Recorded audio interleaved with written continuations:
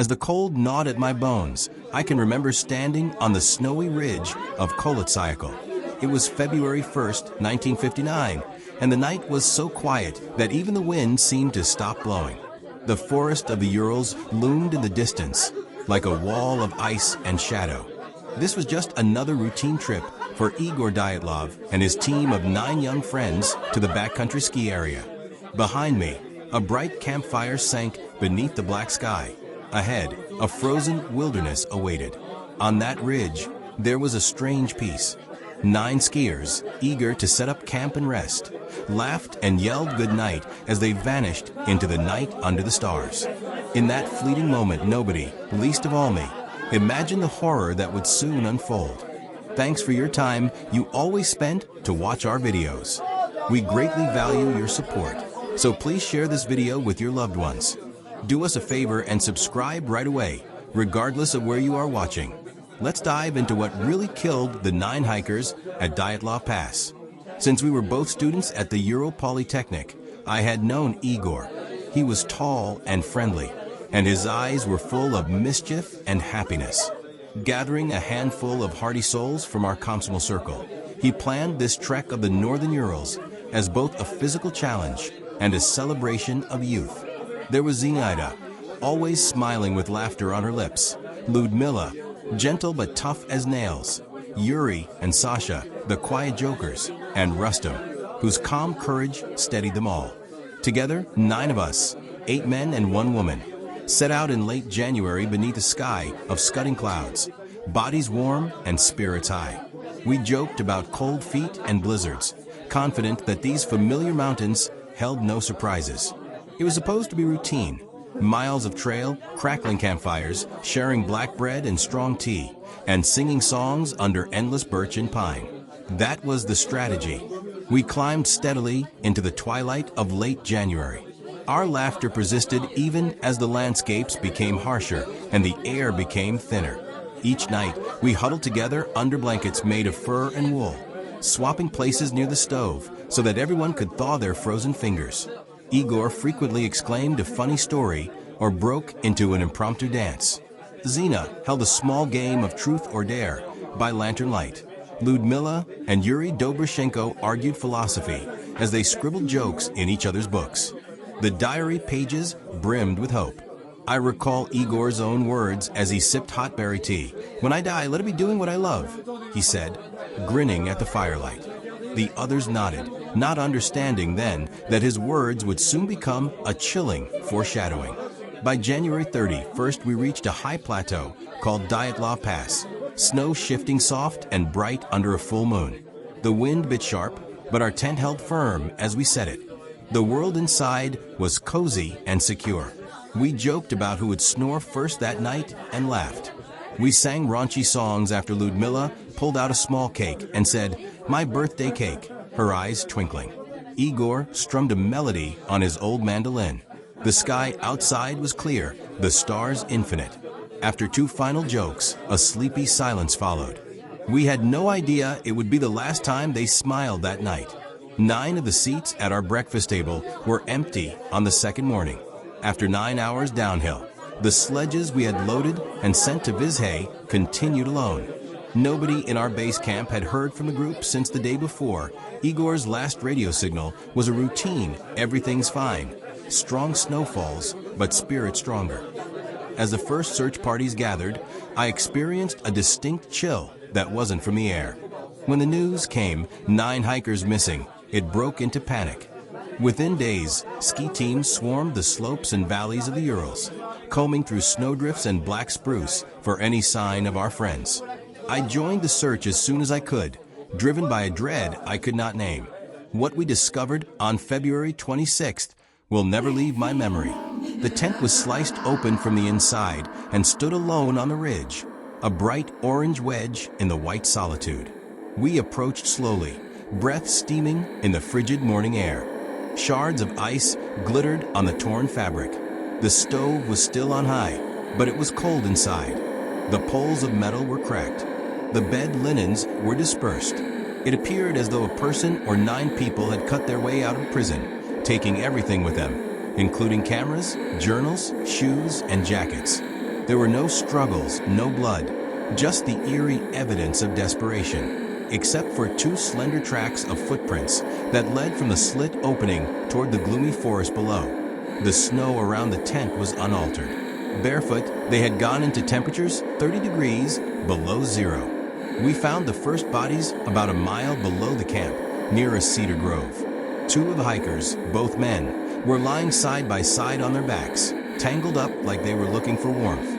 One of them was Yuri Krivonyshenko, holding a branch, and the other was Yuri Doroshenko, eyes half open to the sky. They wore only long underwear.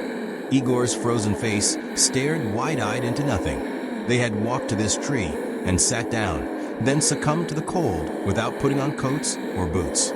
A shallow fire pit with burned-out matches and a little wood lay next to them. It looked as if they had tried to light a fire at the last moment, but ran out of energy. Two more bodies were discovered a mile further on through the black spruce. They were tangled near an orange-yellow pine, closer to the slope's base. One, Alexander Kolevatov, lay curled on his side with his hands crossed over his chest. The other, Nikolai Thibault-Brignol, sat with legs drawn up, knuckles white around a twig. They wore coats and hats now from someone else's clothes, but no boots. Blue and bare, his feet. Both had walked until they collapsed in exhaustion. I knelt beside Alexander, glazed. He had cold resignation instead of rage or fear in his eyes. Our search took a long time. On February 28th, following animal tracks and a ruined shelter filled with footprints, we found the final four. They lay scattered around a small ravine by a creek, 100 yards downhill from the pine. Beyond imagining, this discovery was a nightmare. In snowmelt and low bushes, Ludmila Dubinina, Rustem Slobodin, and Nikolai Zolotaryov's bodies were half buried. The fourth, Semyon Zolotaryov, lay a bit apart on a little hillock. First, I noticed Lida. One arm was twisted, and her face was badly bruised. But it was her features that made me drop my heart into my stomach. Her eyes, what was left of them, were empty, staring at the gray sky. Her tongue was missing. Blood had frozen around her teeth, her lips drawn back into a ghastly grin. Nearby, Zolotaryov's head bore a long gash, and I saw in the snow where his eyeballs had been dragged out. Rustem had a shattered skull. No brain could be left. The clothes on all four were torn and frozen stiff. It made no sense that one of them had boots, was wearing pajamas and a coat, and had a bare chest. Semyon's. His legs were pale blue, though he wore long johns. All of them were ensconced in sudden, final death poses. I remember dropping to my knees next to them, the salt of tears crystallizing on my cheeks. How could this have happened? What force had brought them to this end? There were no tracks of any other people nearby. No gun, no animal prints. The faces told no story. The bodies showed no fight. Only the trail from the tent, the torn canvas, and these 9 lifeless forms. A helpless rage burned within me. Eyes and tongue of a young woman taken, 2 men's rib cages crushed inward with no external wounds. It went above and beyond what a typical accident or an attacker could do. The word horror seemed too small. The forensic and police teams cataloged each detail like a cold, impossible puzzle back in town. I pored over autopsy reports as though they were sacred testaments. The verdict came back. 6 of the group froze to death hypothermia after running from the tent, and 3 died of violent trauma. In Stroganov's words, like blows from a sliding car. The strangest notes were the injuries. One body's skull was so crushed you could see the gray matter, yet there were no external lacerations, no bullet holes, as if some immense invisible force had ground them. Another's chest bones were caved in, with ribs broken, again with no wounds on the skin. Even Lida's tongue and his tongue were missing, as if they had been cleaned out by a scavenger animal without any animal tracks, according to the coroner. The reports were frustratingly insufficient. Major organs had been taken out by doctors for examination, but the originals were never added to the records. There, I would never find what I was looking for. One more confounding clue. Soviet examiners found traces of radiation on some of the clothing. Just tiny readings, hardly enough to smell, but enough to raise eyebrows. An old Komsomol notebook from the camp tent lay among the abandoned gear, and I skimmed it with shaking fingers. On the page dated January 30th, someone had jotted in the margin, "Strange lights in the sky tonight, orange fireballs dancing." The writer had scratched it out in haste. I flipped to Igor's coded ski notes. Nothing. Was it imagination? Fatigue? But other accounts trickled out later. Another hiking group, about 30 miles south, said they saw orange orbs spinning silently to the north on the very night our people disappeared. A meteorological report recorded odd auroras far away.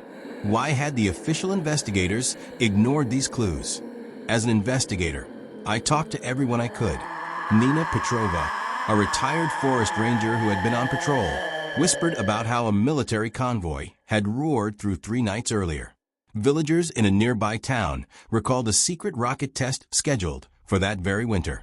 I came across a file in the gloomy courthouse library that made my jaw drop.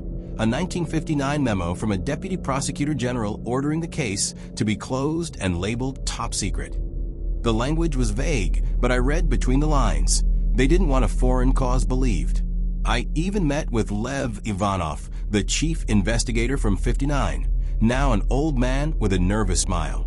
In a hushed cafe, he confided, "Yes, our team saw the lights." But orders came down. Forget the lights. Report a natural cause and nothing more. We were told they should be forgotten. He pushed a vodka shot back and stared out the frostbitten window. That's why it was sealed. Because we never knew ourselves. The more I dug, the more the story branched into rumors and theories. There was the avalanche theory, repeated by every honest scientist I consulted. They said a slab of snow a mile wide had slid on top of the tent while we slept. We would have awoken screaming and crawled out as the avalanche enveloped us, making such a loud noise. Later, they argued. After shoveling into the trees, some of us fell into a concealed ravine and couldn't climb out. That would explain the hasty flight and scattered bodies, and even why clothes were missing. We grabbed anything at hand. But I couldn't shake the doubts. The terrain was flat where we pitched, and why those freak injuries with the massive force? Then there was the speculation of secret military tests, that our expedition was in the wrong place at the wrong time. In those regions, atomic experiments and parachutist mines were rumored. A military professor showed me photographs of Soviet parachute mines. They drift like decaying stars, then explode in midair with concussive force. The injuries matched. Heavy concussions, but little skin damage. And the orange orbs? Perhaps flares or debris falling after a test. One theory even suggested that a low-level atomic blast caused Luda to lose both of her eyes and tongue, literally severing the tissue with the shockwave. But counterarguments followed quickly. If it were nuclear, why weren't all of them highly radioactive? Why hadn't the KGB or military come forward by now, even decades later? Other friends of mine whispered of stranger things. A Kazakh shaman I met in a remote mountain hut spoke of Mansi legends, evil forces of the mountain, spirits that can confuse minds and tear flesh. He claimed these lands near Koletsyakal were cursed. I smiled politely as he performed a quiet ritual, but kept an open mind. One local old-timer admitted that when he was young, he remembered stories of Sasquatch in these woods, fur-covered giants seen wandering here and there. My blood ran cold, but I held back my rush to joke. Stranger things have been believed true. And frankly, as I stared at the photos of Luda's face, I sometimes wondered if something not of our world played a part. Despite the macabre fascination, I kept one foot in reason. Experts brought in an infrasound detection device made in Finland, because certain slope wind patterns can produce a terrifying roar that drums in the ears and causes hysteria. They called it a whistling freak that night. I imagine it, a wall of sound snaking down at us, igniting panic in our dreams. Could 9 rational hikers have been overwhelmed by pure terror? If they had imagined avalanches, maybe they all escaped as they thought, but became disoriented in the pitch-black storm. Once separated, one group died of exposure at the pine. The other wandered deeper, crossing a creek to die. Perhaps Luda took off her boots, a strange hypothermia behavior, and lost her bearings. But how to explain the brutal head injuries? Every plausible theory I examined had its holes. All the while, I collected every scrap of hard fact. The diary entries, the examiner's notes, the radio chatter transcripts, and new engineering models of snow shifts. In 2019, the Russian government even reopened the case. They declared an avalanche most likely. The deputy prosecutor solemnly praised the climbers. It was a heroic struggle. There was no panic, but they had no chance. I agreed on one point. It was heroic and tragic. Standing again at the old pass decades later, shivering beneath the unforgiving sky, I know we'll probably never know exactly why those 9 ran out of the tent in a frozen night and gave their lives. All that remains are fragments, a slashed tent, footprints, broken bodies, and a whisper of fireballs in the sky. Justice, I realized, wouldn't come with finding who or what did this. It would come with remembering them rightly. I have told the world their story. Igor with his laugh, Luda with her gentle spirit, and Zenaida the brave, and we call them what they are, heroes. So I ask once more into the cold breeze, for the ears of fate, what really happened on that mountain? And why did 9 experienced hikers run barefoot into the freezing dark? I may never hear the answer, but I know one lesson. Sometimes the only justice we can serve is to shine a light in the darkness, to refuse silence. Their names are no longer buried in conspiracy or myth. We have filled archives with their memories. They sleep now under a stone's memorial, but they live on as legends of courage. A candle is lit on that lonely pass each year on the anniversary for Igor and his friends. We may never uncover the whole truth, but in their courage and in our stories, justice for them endures.